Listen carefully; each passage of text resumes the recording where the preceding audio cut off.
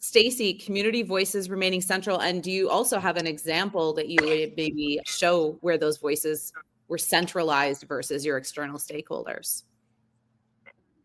We are not afraid to walk away from funding.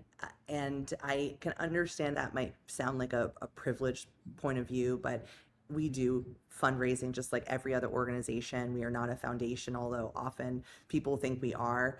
I think that this comes down to a scarcity mindset, and it can even tie to the question above, because I think nonprofits operate this way. That's why they don't collaborate as much. That's why they're afraid of merging or partnering with other organizations to do programmatic work in areas that they may do better than another. I think with funders, we're afraid to say no, it's not the right fit, because there's just not enough out there, right? Because we need every gift. And so we're going to bend and twist ourselves into a pretzel, wear out our people, walk away from our own value system because we are afraid of not being able to find another way. As if sticking to what I call like the capital M mission wouldn't inspire other funders and partners and individuals to stand behind you in that effort.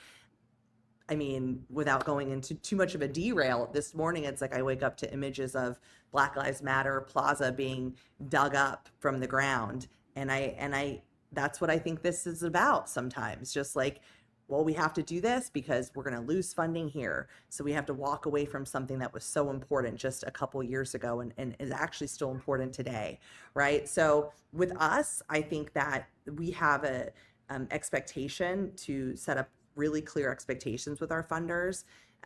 If we're not centering the community and the voices around the mission, then we can't move forward. I always say that funders shouldn't ever dictate the mission, they should just fuel it.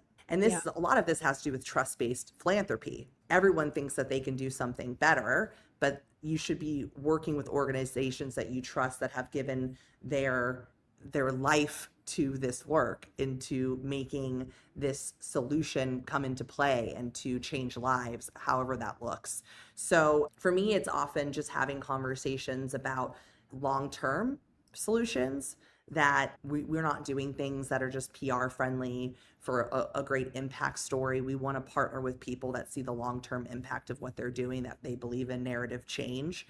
And when things get hard, we still have to stand by what we believe.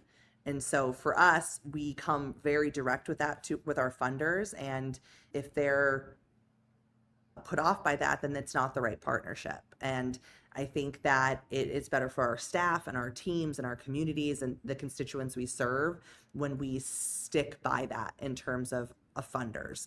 It doesn't always, I'm not saying that people don't have good intentions, because I don't think it's always that. It just doesn't mean that their priorities are going to align with your priorities as an organization.